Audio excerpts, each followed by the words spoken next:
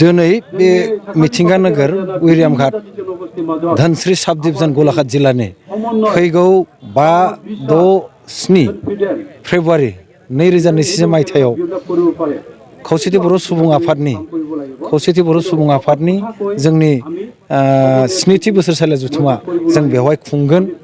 बे खुंनायनि थाखाय जोंनि जानोखि गासै कनफारेन्सनि गाहाय मिरु जा खुन्थिया गायनाय हाबाफारि बे हाबाफारिखौ दिनै बेहाय खुंफुंनाय जाबाय आरो बे हाबाफारिखौ जाफुंसार होदों जोंनि बर' थुनलाइ आफादनि बर' साहित्य सभानि सासे नेहाथारि हरेस्वर नार्जारि बिथाङा दिनैनि बे हाबाफारियाव बानजाय आफादनि प्रेसिडेन्ट बिश्वजित फुकन, बानजाय आफादनि भाइस प्रेसिडेन्ट जीवन सुथियाजों लोगोसे जोंनि जायनाखि वार्किं प्रेसिडेन्ट ललित ब्रह्म गाहाय नेहाथारि बिथांमोना गासैबो दंमोन आरो जों खौसेथि बर' सुबुं आफादनि मिरु आफादनिफ्राय जोंनि मानगोनां आफादगिरि कार्बि आंलं सनितपुर जिल्लानि आफादगिरि बिथांमोना दंमोन। बेजों लोगोसे मिरु आफादनि गोबां दैदेनगिरि बिबानगिरि जोंनि एडभाइजार बिथांमोना दंमोन। जों आसा खालामो बे खाथि खाला थानाय उरियामघाटनि खाथि खाला थानाय जिल्लानि गासिबो ओनसोलनिफ्राय जोंनि बे कनफारेन्सखौ बे बोसोरसालि जथुम्माखौ जाफुंसार होनो थाखाय जों रांनि बिथिङाव हक बा बिथांमोन जायनाखि सुबुरन्थन निसय जों फैनाय दिनफोराव मोनगोन। जों दा मिथिनो मोनदों बानजाय आफाद दाखांनाय लोगो लोगोनो बे जिल्लानि बे ओनसोलनि रायजोफोरा जोंखौ मदद होगोन होनना बुंदों, मदद होनो आवगायबोदों। जायनि थाखाय रिसेपसन आफादनि दैदेनगिरि बिथांमोना होनदों जोंनि खामानिया आवगायगासिनो दङ आरो थि समाव 5-6-7 फेब्रुवारि 2021 मायथाइनि बिनि गेजेराव जा माने समा बारा गैलाबाबो बिथांमोना हाफुंजोबगोन होनना बुंदों आरो जोंनि बे कनफारेन्सआव गाहाय आलासि महरै डक्टर हिमन्त बिश्व शर्मा नेडानि जानाखि कनभेनर आरो आसामनि जानाखि सासे गोख्रों मन्त्रि बिथां हिमन्त बिश्व शर्माया बाहागो लागोन।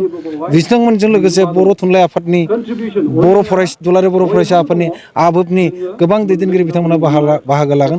बेफोरनि अनगायैबो गोबां मिरु बर' गौथुमफोरनि धोरोमारियानो हक बा जोंनि नैबे माखासे जोंनि जानाखि माहारि आफादफोर बिथांमोननिफ्रायबो गोबां दैदेनगिरि बेवहाय बाहागो लागोन।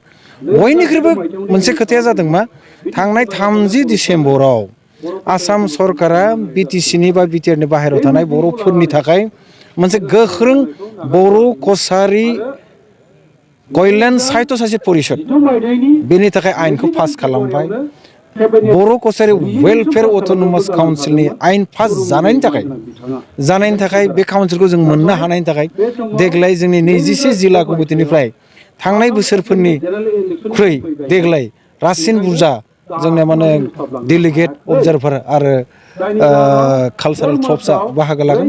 जों मिथिनो मोनदों थांनाय बोसोरफोराव जेनेखि वेस्ट बेंगल जेनेखि माने मेघालया अरुणाचल नागालेण्ड त्रिपुरानिफ्राय बाहागो लादोंमोन। देग्लायबो बुरजा बाहागो लागोन आरो जों थांनाय बाराव नेपालनिफ्रायबो जोंना आलासि फैदोंमोन। देग्लाय नेपाल आरो बांलादेशनिफ्रायबो आलासिया देग्लायबो फैगोन बिथांमोना खोथा खालामदों। समाव बिथांमोना सफैगोन। ओंखायनो नैबे मिथिंगा नोगोर उरियामघाटआव जानो गोनां धोनस्री साब डिभिजन गलाघाटआव बे जानो गोनां कनफारेन्सआ ओरैबायदि मोजां गाजा गोमजायै जागोन आरो रायजोफोरा बेवहाय काउन्सिल मोननायनि थाखाय बयबो मिथिनो निसय आवगायबोगोन। आं दिनै नोंथांनि मिडियानि गेजेरजों गासै जोंनि जिल्ला कमिटि बा बर' रायजोफोरखौ बे कनफारेन्सआव बे बोसोरसालियाव बाहागो लानो थाखाय आं बिथांखौ खावलायनाय जाबाय। गोजोन्थों।